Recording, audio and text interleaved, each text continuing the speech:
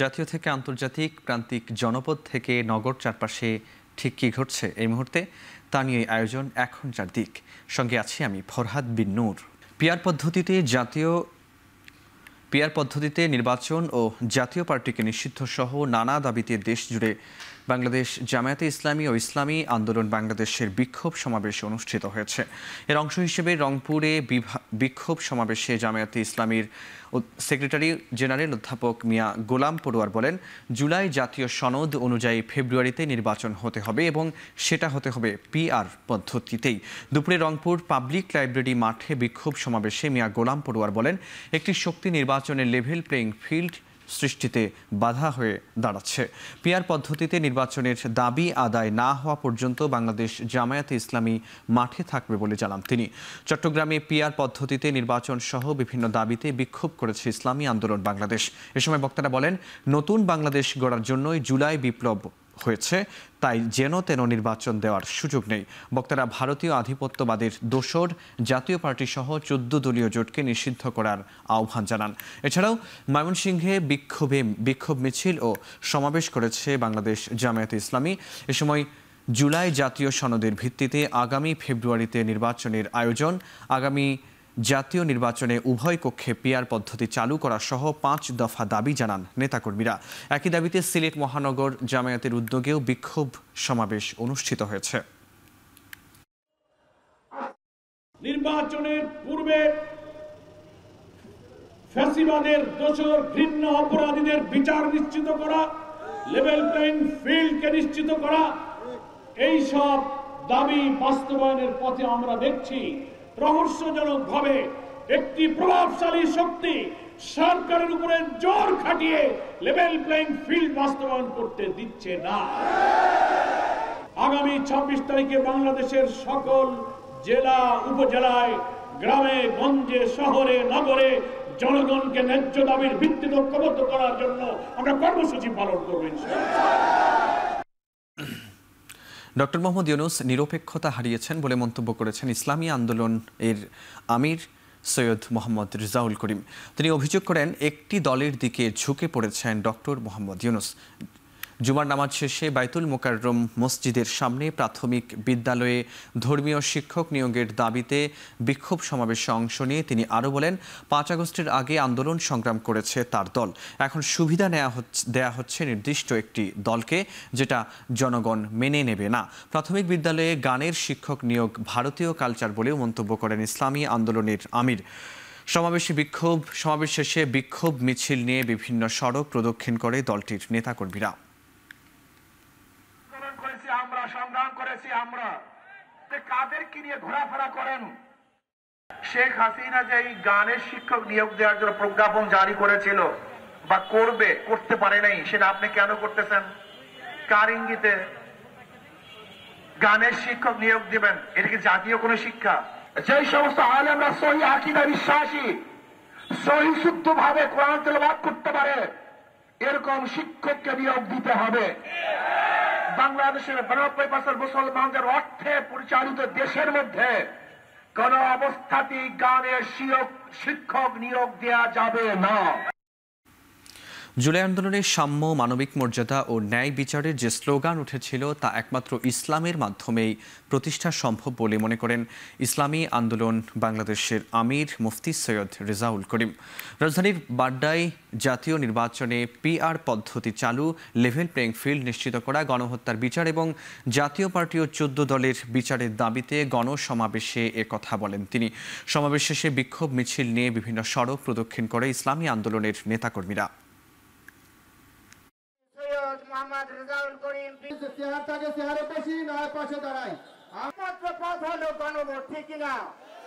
বাংলাদেশ জিন্দাবাদ, ইসলামী আন্দোলন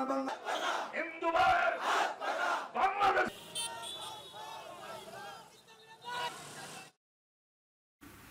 পিআর পদ্ধতির মতো অযৌক্তিক দাবিতে দেশে অস্থিতিশীলতা সৃষ্টির চেষ্টা চলছে বলে মন্তব্য করেছেন বিএনপির স্থায়ী কমিটির সদস্য ডাক্তার AJM জাহিদ হোসেন।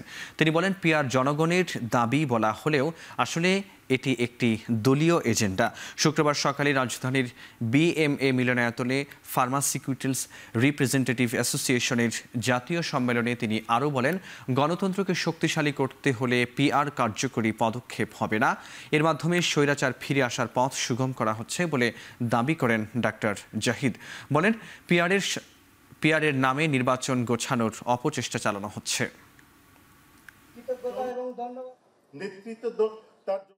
এখন যতই নির্বাচন ঘনিয়ে আসছে, ঐক্যমতের আলোচনা শুরু হয়েছে, চলতেছে, তখন আমরা দেখলাম কেউ কেউ পিআর নিয়ে রাস্তায় নামতেছেন, প্রোগ্রাম করতেছেন। দ্যাটস গুড, প্রোগ্রাম করা ভালো, জনগণকে সচেতন করা ভালো, কিন্তু এর অর্থ এই না যে আপনি এক ধরনের কর্তৃত্ববাদিতা, আপনার মতামত জনগণের নাম বলে জনগণের অনুমতি না নিয়ে চাপিয়ে দিবেন। কোনো অবস্থাতেই গণতান্ত্রিক আচরণ নয়।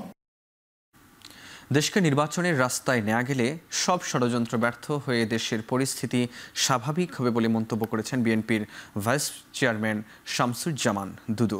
শুক্রবার দুপুরে জাতীয় প্রেস ক্লাবের সামনে নির্বাচন বানচালের ষড়যন্ত্রের প্রতিবাদে প্রতীকী যুব সমাবেশে তিনি একথা বলেন। এ সময় তিনি আরও বলেন, দেশ থেকে পালিয়ে গিয়ে ভারতে বসে এখন নানাভাবে নির্বাচন ঠেকানোর চেষ্টা করছেন শেখ হাসিনা। সুষ্ঠু নির্বাচন অনুষ্ঠিত হলে বিএনপি ক্ষমতায় আসবে মন্তব্য করে সব ষড়যন্ত্র মোকাবেলায় সবাইকে ঐক্যবদ্ধ থাকার আহ্বান জানান তিনি।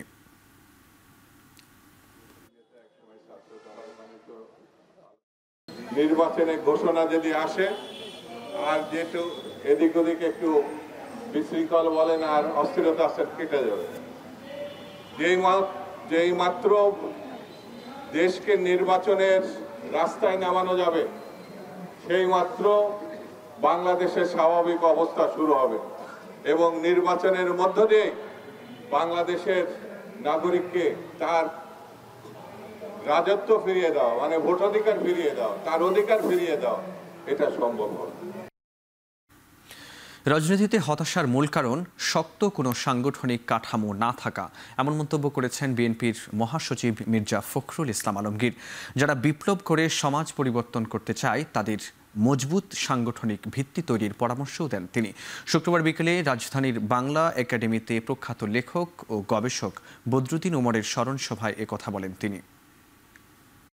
আজকে রাজনীতি যারা করছি আমরা অত্যন্ত ছোট বোধ করি তার কাছে, কারণ তিনি কখনো কম্প্রোমাইজ করেন না।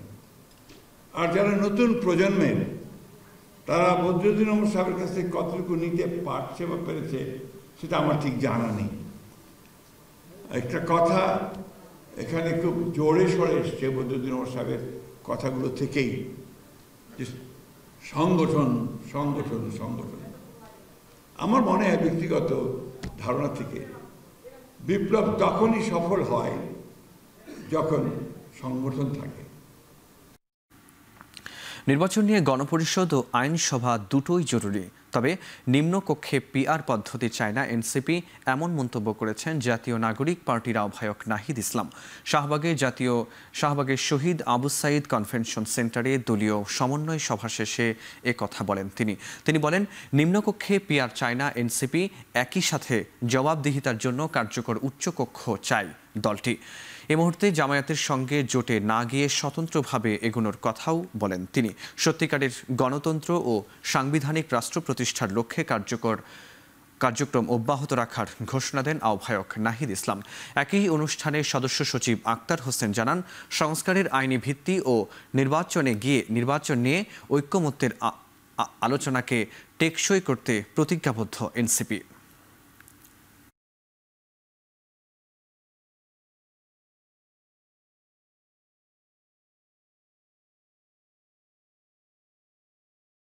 সংস্কারের যে বিষয়গুলো রয়েছে সেই বিষয়গুলোতে যাতে একটা আইনি ভিত্তি তৈরি হয়, আমরা যেন ঐক্যমত্য কমিশনে যে সংস্কার প্রস্তাবনাগুলোর বিষয় নিয়ে আলোচনা করেছি, বিশেষত যেগুলো সংবিধানের সাথে সম্পর্কিত, সেগুলোকে টেকসইভাবে বাস্তবায়ন করা সম্ভবপর হয়, সে ব্যাপারে আমরা আমাদের দৃঢ় প্রতিজ্ঞা ব্যক্ত করেছি। জামাত ইসলামের নেতৃত্বে যে আন্দোলনটা হচ্ছে যুগপৎ আন্দোলন, সেই আন্দোলনের সাথে জাতীয় নাগরিক পার্টি অংশগ্রহণ করছে না, কারণ নিম্নকক্ষে আমরা পিআর চাই না। নিম্নকক্ষের পিআরের বিরুদ্ধে আমরা অবস্থান নিয়েছি। আমরা শুধু উচ্চকক্ষে পিআর এবং একটা জবাবদিহিতার জন্য একটি কার্যকর উচ্চকক্ষ চাচ্ছি।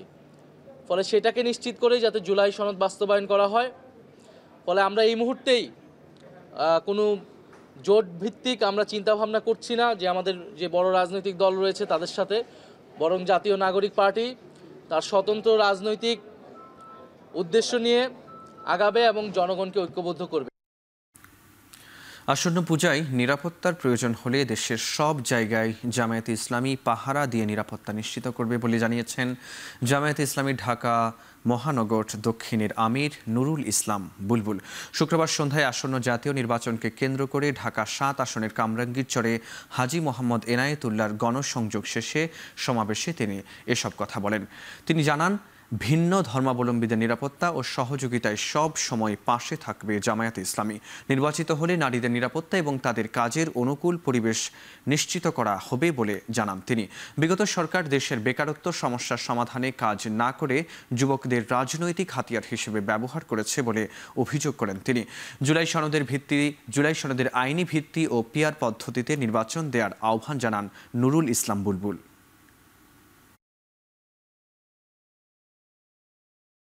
যদি আমরা আগামী দিনে নির্বাচিত হই, তাহলে নারী সমাজের উন্নয়নের জন্য আমরা পদক্ষেপ গ্রহণ করব, নারীদের নিরাপত্তার জন্য আমরা পদক্ষেপ গ্রহণ করব, নারীদের কাজের পরিবেশ, চাকরির পরিবেশ নিশ্চিত করার জন্য আমরা পদক্ষেপ গ্রহণ করব।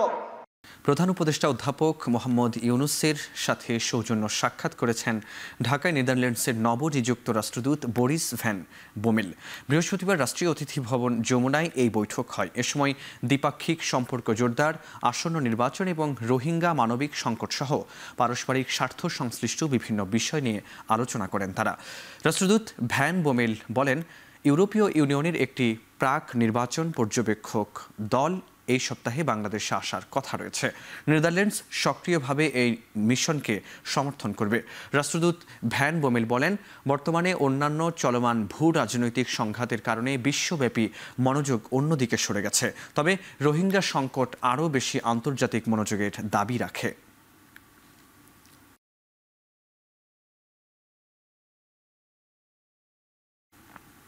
কোনো দল বা গোষ্ঠীর প্রতি পক্ষপাতমূলক আচরণ হলে সংসদ নির্বাচন সুষ্ঠু হবে না বলে মন্তব্য করেছেন টিআইবির নির্বাহী পরিচালক ডক্টর ইফতেখারুজ্জামান। এ সময় নির্বাচন কমিশন এবং অন্তর্বর্তী সরকারকে জাতীয় ও আন্তর্জাতিক চাপ উপেক্ষা করে নিরপেক্ষ থাকতে হবে বলে জানান তিনি। বলেন, সুষ্ঠু নির্বাচনের ক্ষেত্রে নির্বাচনকালীন সরকারের ভূমিকা গুরুত্বপূর্ণ, তবে রাজনৈতিক দল না চাইলে সুষ্ঠু নির্বাচন সম্ভব নয়। সকালে নির্বাচন কমিশন বিটে কর্মরত সাংবাদিকদের সংগঠন RFED আয়োজিত এক কর্মশালায় এসব কথা বলেন তিনি। নির্বাচনকালীন সরকার যদি পক্ষপাতিত্ব করেন, নির্বাচনকালীন সরকার যদি লেভেল প্লেয়িং ফিল্ড নিশ্চিত করার জন্য তার যে ভূমিকা সেটি পালন করতে ব্যর্থ হন, তারা যদি কোনো পক্ষের প্রতি পক্ষপাতিত্ব করেন, তাহলে সেই ক্ষেত্রে নির্বাচন সুষ্ঠু হওয়ার সম্ভাবনা কিন্তু মোটেই থাকে না। জনগণের ভোটের অধিকার ফেরত দিতে চাই, এই কথাগুলো রাজনৈতিক দল বলবেন, সেটাই স্বাভাবিক। কিন্তু তার অন্তর্নিহিত উদ্দেশ্য যদি হয় যে আমি নির্বাচনে যাচ্ছি এই চেতনা নিয়ে যে আমি জিতবো, আমাকে জিততে হবে এবং এই শর্তে আমি নির্বাচনে যাব, তাহলে কিন্তু আমার সেই দলের বা সেই প্রতিষ্ঠানের পক্ষ থেকে সুষ্ঠু, নিরপেক্ষ এবং লেভেল প্লেয়িং ফিল্ড নিশ্চিত করা যে শর্তাবলী সেটা পালন করা কঠিন হবে। নিম্নকক্ষে আসন ভিত্তিক এবং উচ্চকক্ষে পিআর পদ্ধতিতে নির্বাচনের প্রস্তাবনা দেওয়া হয়েছে বলে জানিয়েছেন নির্বাচন ব্যবস্থা সংস্কার কমিশনের প্রধান ডক্টর বদিউল আলম মজুমদার। শুক্রবার সকাল 11টায় মেহেরপুরের গাংনী উপজেলা পরিষদ সভাকক্ষে সুশাসনের জন্য নাগরিক সুজন আয়োজিত এক মতবিনিময় সভায় তিনি এসব কথা বলেন। এ সময় তিনি বলেন, আসন ভিত্তিক এবং পিআর পদ্ধতি দুটি ক্ষেত্রে ইতিবাচক ও নেতিবাচক দিক আছে, তবে সংস্কার কমিশন মনে করছে নির্বাচন উভয় পদ্ধতিরই প্রয়োজন রয়েছে।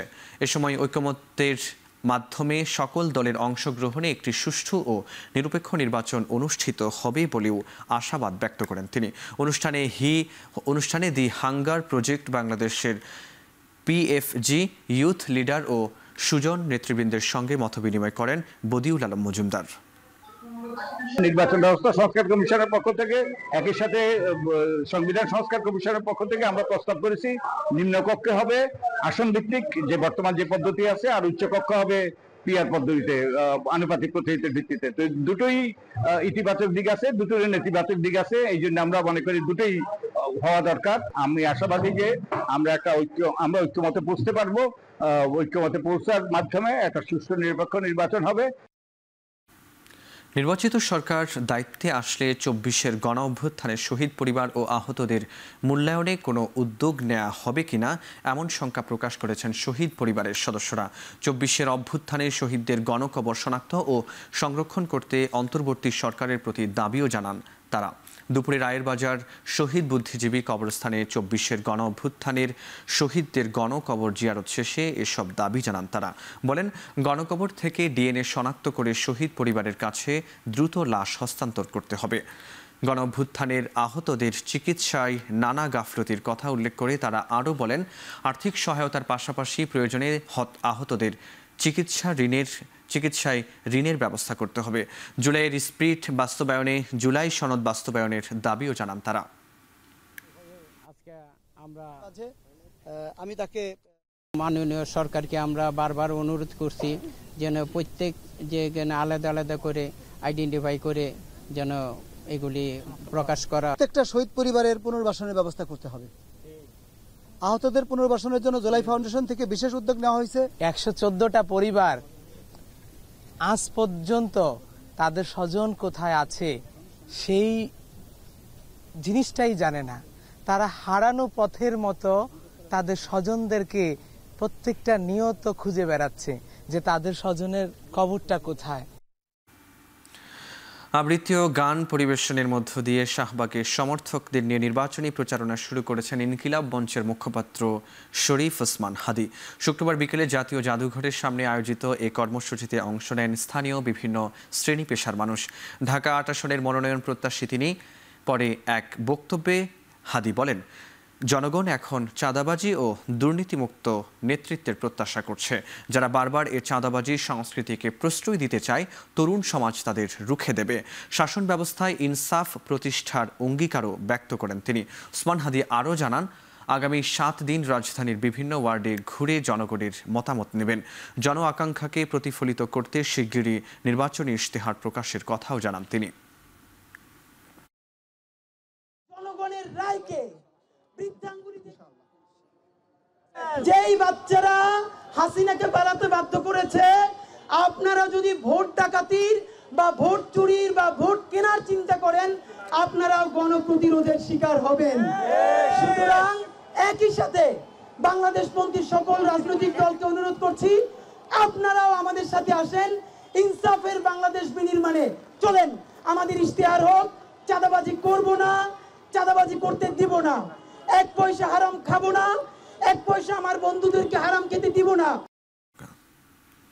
পবিত্র ঈদে মিলাদুন্নবী উপলক্ষে রাজধানীতে শুকরানা মিছিল করেছে শিয়া সম্প্রদায়ের মুসল্লিরা। শুক্রবার দুপুরে হোসনি দালান থেকে এই মিছিল শুরু হয়। মিছিলে পতাকা, ফেস্টুন ও প্লেকার্ড হাতে মহানবী হজরত মোহাম্মদ সাল্লাল্লাহু আলাইহি ওয়াসাল্লামের বর্ণাঢ্য জীবনের প্রশংসায় স্লোগান দেন অংশগ্রহণকারীরা। বক্তারা সাম্প্রদায়িকতা থেকে বেরিয়ে এসে শান্তি, সৌহার্দ্য ও সম্প্রীতির বার্তা ছড়িয়ে দিতে আহ্বান জানান। মিছিলে শিয়া সম্প্রদায়ের নানা বয়সী নারী পুরুষ অংশ নেন। তারা জানান, বিশ্ব মানবতার মুক্তির বার্তা তুলে ধরাই এই মিছিলের মূল উদ্দেশ্য। মহানবীর শিক্ষাকে জীবনে ধারণ করলেই সমাজে ন্যায় ও মানবতা প্রতিষ্ঠা সম্ভব বলেও আশাবাদ ব্যক্ত করেন তারা। পরে মিছিলটি রাজধানীর বিভিন্ন গুরুত্বপূর্ণ সড়ক প্রদক্ষিণ করে জাতীয় প্রেস ক্লাব অতিক্রম করে পুনরায় পুরান ঢাকায় গিয়ে শেষ হয়। কুমিল্লার হোমনাই মাজারে ভাঙচুর ও অগ্নিসংযোগের ঘটনায় অজ্ঞাতনামা ১২০০ জনকে আসামি করে মামলা হয়েছে। বৃহস্পতিবার গভীর রাতে হোমনা থানায় এ মামলা দায়ের করা হয়। শুক্রবার দুপুরে মামলার বিষয়টি নিশ্চিত করে পুলিশ। এর আগে বুধবার সামাজিক যোগাযোগ মাধ্যমে মহানবী হজরত মোহাম্মদ সাল্লাল্লাহু আলাইহি ওয়াসাল্লাম সম্পর্কে কটূক্তির অভিযোগে মহসিন নামে এক ব্যক্তির বাড়িঘর ও তার দাদা কফিল শাহের নামে প্রতিষ্ঠিত মাজারে ভাঙচুর ও অগ্নিসংযোগ করে বিক্ষুব্ধ জনতা। এ সময় তারা ওই এলাকায় আরও 4টি মাজার ভাঙচুর করে। পরে ফায়ার সার্ভিসের সদস্যরা ঘটনাস্থলে পৌঁছালে আগুন নেভায়। এই ঘটনায় এলাকায় এখন থমথমে পরিস্থিতি বিরাজ করছে। পরিস্থিতি নিয়ন্ত্রণে অতিরিক্ত পুলিশ মোতায়েন করা হয়েছে।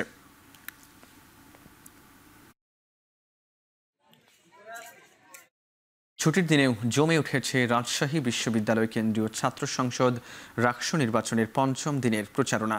সকাল থেকেই আবাসিক হল, বিশ্ববিদ্যালয়ের টুকিটাকি চত্বর, পরিবহন মার্কেট, একাডেমিক ভবন সংলগ্ন সড়কগুলোতে প্রচারপত্র বিতরণ করেছেন প্রার্থীরা। শিক্ষার্থীদের যাওয়া আসার সময়ও তাদের হাতে দিচ্ছেন পরিচয়, লিফ, ব্যালট নম্বর ও নির্বাচনী অঙ্গীকার। চাইছেন দোয়া ও সমর্থন। বিশ্ববিদ্যালয়ের কেন্দ্রীয় জামে মসজিদের সামনে ছাত্রদল সমর্থিত ঐক্যবদ্ধ নতুন প্রজন্ম প্যানেলের প্রার্থীরা, ইসলামী ছাত্র শিবিরের সমর্থিত সম্মিলিত শিক্ষার্থী জোট, আধিপত্য বিরোধী ঐক্য প্যানেল সহ স্বতন্ত্র প্রার্থী ও অন্যান্য প্যানেলের প্রার্থীরাও প্রচারণা চালায়। এছাড়াও 17টি আবাসিক হল সংসদের প্রার্থীরাও রুমে রুমে গিয়ে তাদের প্রচারণা চালায়। তফসিল অনুযায়ী 25 সেপ্টেম্বর রাকসু নির্বাচন।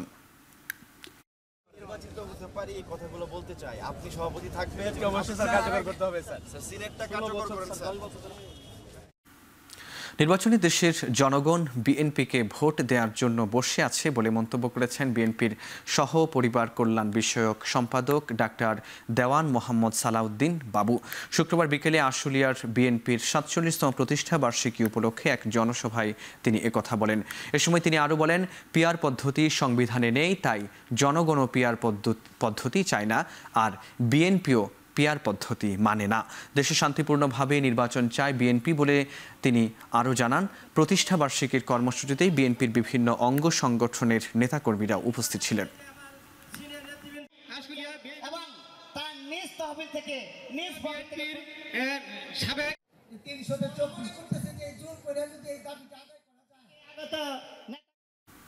উৎসবমুখর পরিবেশে শিশুদের গানে গানে পালিত হল পবিত্র সিরাত উপলক্ষে সাংস্কৃতিক সন্ধ্যা।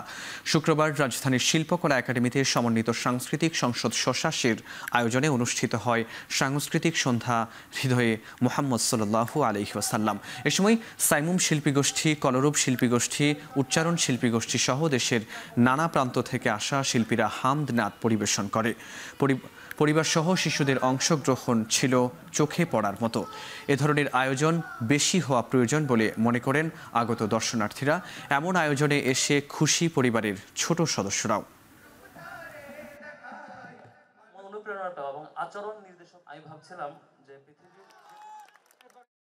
আমি আমার বাবা এবং মায়ের সাথে আসছি, আমার ভাইয়াও আসছে, তো আমি একটা গান গেয়েছিলাম, আমার খুব ভালো লেগেছে। এখানে এসে অনেক ভালো লাগছে।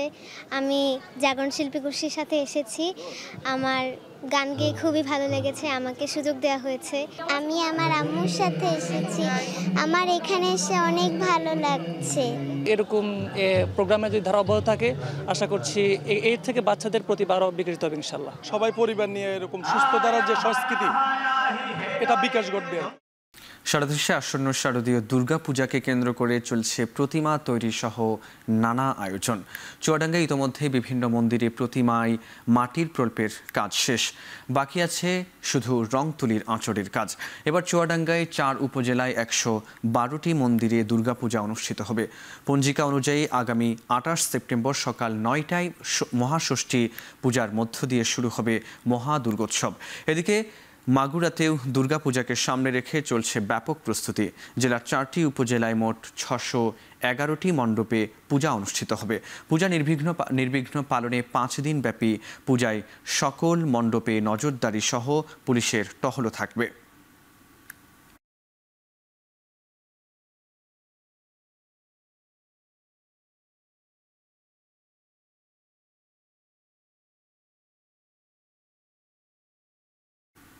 সাপ্তাহিক ছুটির দিনে রাজধানীর বাজারগুলোতে মৌসুমি সবজির সরবরাহ বেড়েছে, তবে দাম কিছুটা বেশি বলে জানিয়েছেন ক্রেতারা। বিক্রেতারা বলছেন, বাজারে বেশিরভাগ সবজি 70 থেকে 80 টাকার মধ্যে হলেও পেঁপে, পটল ও গাজর পাওয়া যাচ্ছে 30 থেকে 60 টাকার মধ্যে। অনেকটা বেড়েছে টমেটোর দাম, ঠেকেছে 130 টাকায়, আর আমদানি জটিলতায় মরিচ বিক্রি হচ্ছে 180 টাকা দরে। শুক্রবার সকালে নগরের বিভিন্ন বাজার ঘুরে দেখা গেছে মুরগির দাম আগের মতো থাকলেও হালি প্রতি ডিমের দাম বেড়েছে অন্তত 5 টাকা। এদিকে দেশি মাছের বেচা কেনা বেড়েছে ছুটির দিনে। সরবরাহ বেড়েছে রুই, কাতলা, ইলিশ, পাঙ্গাস ও ছোট বড় মাছের। রুই মাছ 350 থেকে 400, ইলিশ 1200 থেকে 2000 টাকা, পাঙ্গাস 180 টাকা কেজি প্রতি বিক্রি হচ্ছে।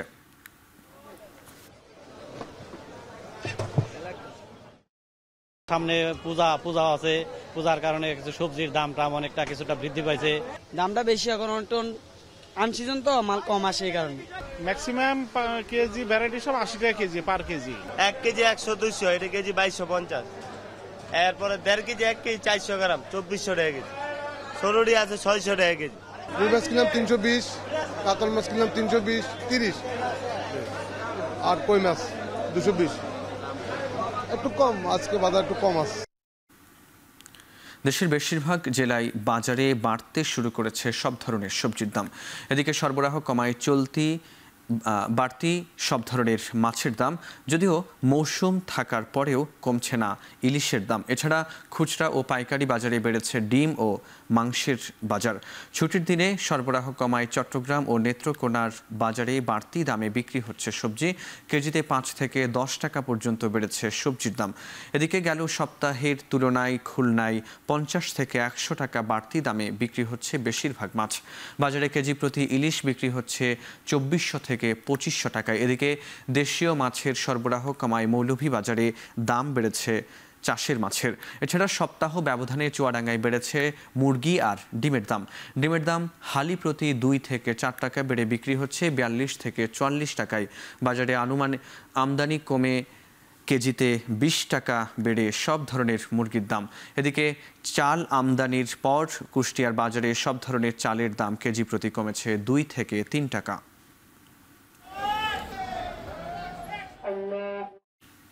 নরসিংদীর আলোকবালিতে ইদন মিয়া হত্যাকাণ্ডের একদিনের মাথায় এক গৃহবধূকে গুলি ও কুপিয়ে হত্যা করা হয়েছে।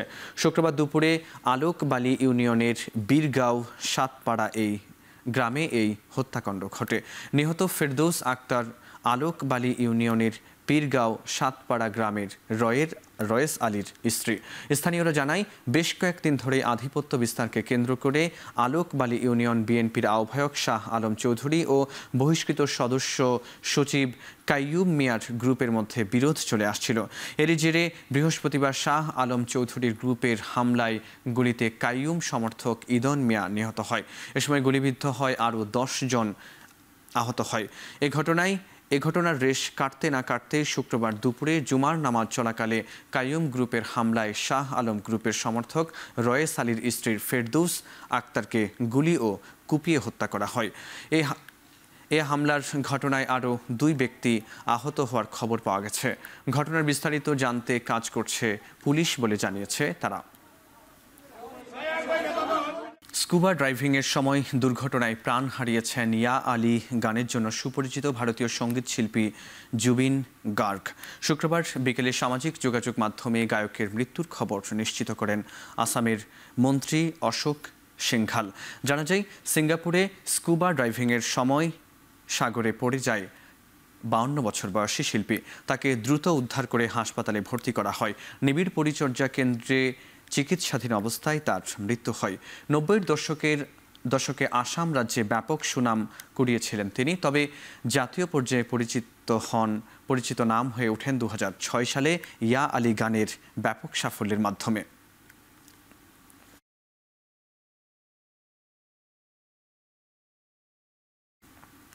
চলতি বছরের নভেম্বরে অনুষ্ঠিত হতে যাওয়া এপেক সম্মেলনে শি জিনপিংয়ের সঙ্গে সাক্ষাৎ করবেন মার্কিন প্রেসিডেন্ট ডোনাল্ড ট্রাম্প। শুক্রবার চীনা প্রেসিডেন্টের সঙ্গে ফোনালাপের পর সামাজিক যোগাযোগ মাধ্যমে একথা জানান ট্রাম্প। শি জিনপিংয়ের সঙ্গে শুল্ক, ফেন্টানিল ও টিকটক ইস্যুতে গঠনমূলক আলোচনা হয়েছে বলেও অনলাইন বার্তায় উল্লেখ করেন ট্রাম্প। তবে টিকটক চুক্তির বিষয়ে 2 নেতা কোনো ঐক্যমত্যে পৌঁছেছে কিনা তা স্পষ্ট করেনি বেইজিং ও ওয়াশিংটন। চীনা গণমাধ্যম সিনহুয়া জানায়, ফোনালাপে ট্রাম্পকে একতরফা শুল্ক আরোপ না করার আহ্বান জানিয়েছেন শি জিনপিং। ট্রাম্প দ্বিতীয় মেয়াদে ক্ষমতা গ্রহণের পর এই 2 নেতার মধ্যে হওয়া দ্বিতীয় ফোনালাপ এটি।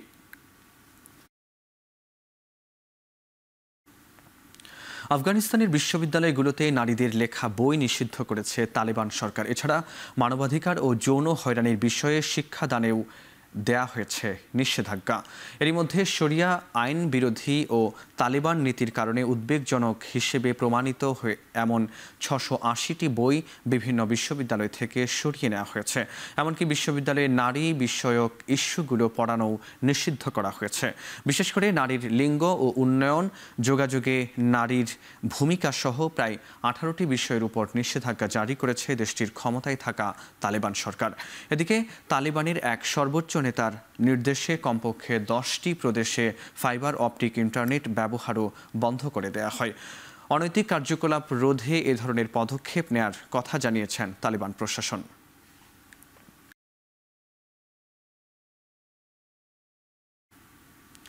ট্রাম্প বিরোধী কিছু প্রচার করলেই টিভি চ্যানেলের লাইসেন্স বাতিলের হুমকি দিয়েছেন মার্কিন প্রেসিডেন্ট। যুক্তরাষ্ট্রের জনপ্রিয় উপস্থাপক জিমি কিমেলের ঘটনার জের ধরে এ মন্তব্য করেন ট্রাম্প। গেল সপ্তাহে একটি লাইভ অনুষ্ঠানে ট্রাম্পের ঘনিষ্ঠ চার্লি কার্কের হত্যাকাণ্ড নিয়ে বিতর্কিত মন্তব্য করায় বাতিল করা হয় জিমি মিকেলের টকশো। এবার তাকে সাময়িক বরখাস্ত করেছে এবিসি নিউজ। এমন সিদ্ধান্তকে স্বাগত জানিয়েছেন ট্রাম্প। তবে এর প্রতিবাদে বিক্ষোভে নেমেছে জিমি কিমেলের ভক্তরা। নিন্দা জানিয়েছেন সাবেক মার্কিন প্রেসিডেন্ট বারাক ওবামা সহ অনেক হলিউড অভিনেতা। যদিও জিমি কিমেলকে পুনরায় ফিরিয়ে আনা হবে বলে জানায় এবিসি নিউজ। বাজেট সংকটন নীতির প্রতিবাদে এবারে ফ্রান্সের প্রেসিডেন্ট ইমানুয়েল ম্যাক্রোর বিরুদ্ধে প্যারিসের রাজপথে বিক্ষোভে নেমেছে নানা শ্রেণী পেশার লাখ লাখ মানুষ। এতে অংশ নেন শিক্ষক, শিক্ষার্থী, সরকারি কর্মচারী, রেল, হাসপাতাল কর্মী সহ আরও অনেকে। কয়েক ঘন্টা অবরোধ করে রাখে বেশ কয়েকটি বিশ্ববিদ্যালয়ের প্রধান ফটক। ফ্রান্স সরকারের বাজেট সংকোচন নীতির বিরুদ্ধেই মূলত তাদের এই বিক্ষোভ। সে সময় পূর্ববর্তী সরকারের বাজেট বাতিল করে জনসেবা খাতে বাজেট বাড়ানো, ধনী ও সম্পদশালীদের কর বৃদ্ধি ও পেনশনের দাবি জানান আন্দোলনকারীরা। পরিস্থিতি নিয়ন্ত্রণে প্যারিসে প্রায় 80,000 পুলিশ মোতায়েন করেছে ফ্রান্স সরকার। এক পর্যায়ে বিক্ষোভকারীদের সঙ্গে সংঘর্ষে জড়ালে টিয়ারশেল ও কাঁদুনে গ্যাস ছড়ে পুলিশ।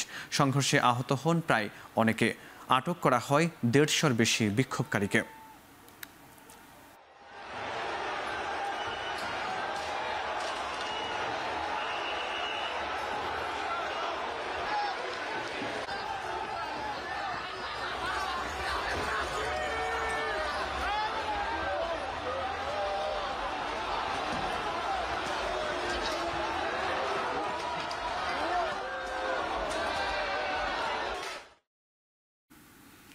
এবার অ্যাপলের আইফোন 17 সিরিজের ফোন কিনতে ভারতের মুম্বাই ও দিল্লির বেশ কয়েকটি দোকানে ক্রেতাদের মধ্যে তুমুল সংঘর্ষের ঘটনা ঘটেছে।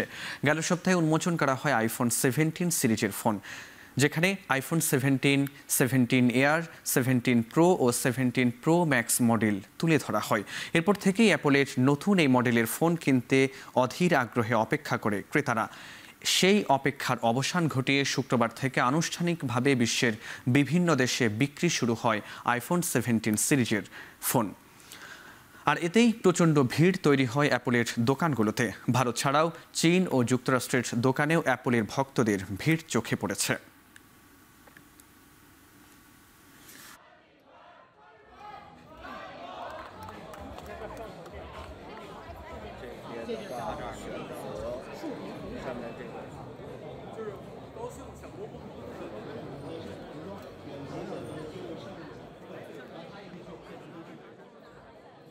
খেলার খবর। আগামী ডিসেম্বর থেকে শুরু হবে সাফ উইমেন্স ক্লাব চ্যাম্পিয়নশিপ। শুক্রবার প্রথম আসরের সূচি প্রকাশ করেছে দক্ষিণ এশিয়ান ফুটবল ফেডারেশন। সাফ এক বিবৃতিতে জানায় 5টি ক্লাব নিয়ে শুরু হবে প্রথম আসরের এই প্রতিযোগিতা। বাংলাদেশের হয়ে অংশগ্রহণ করবে 2023-24 মৌসুমের league champion Nasrin sports academy. বাকি 4 ক্লাব ভুটানের ট্রান্সফোর্স ইউনাইটেড, ভারতের ইস্ট বেঙ্গল, নেপালের এপিএফ ফুটবল ক্লাব এবং পাকিস্তানের করাচি সিটি ফুটবল ক্লাব। নেপালে 5 ডিসেম্বর পর্দা উঠবে প্রতিযোগিতাটির, শেষ হবে 20 ডিসেম্বর।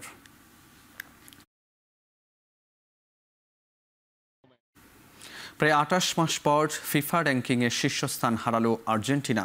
ফিফার সর্বশেষ প্রকাশিত র্যাঙ্কিংয়ে 2 ধাপ পিছিয়ে 3 নম্বরে চলে গেছে দলটি। 9 বছর পর ফিফা 1 নম্বর স্থানটি পুনরুদ্ধার করেছে স্পেন। 2 নম্বরে উঠেছে ফ্রান্স, 4-এ নিজেদের অবস্থান আরও শক্ত করেছে ইংল্যান্ড, 5 নম্বরে উঠে এসেছে পর্তুগাল। অন্যদিকে ব্রাজিলও তাদের অবস্থান হারিয়ে চলে গেছে 6 নম্বরে। ফিফার প্রকাশিত র্যাঙ্কিংয়ে অবস্থান পরিবর্তন হয়নি বাংলাদেশের। জামাল ভুঁইয়ারা 184 নম্বরেই রয়েছেন। আগামী 23 অক্টোবর নতুন করে আবারও র্যাঙ্কিং প্রকাশ করবে ফিফা।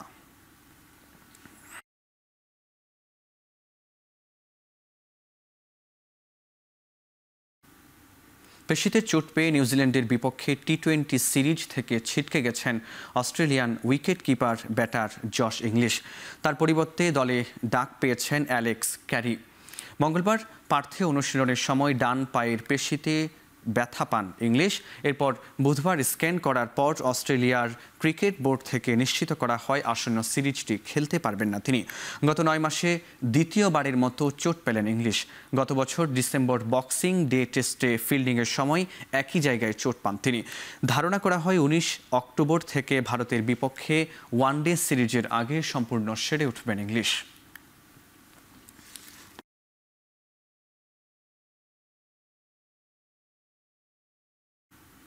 শেষ করছে এখন চারদিক।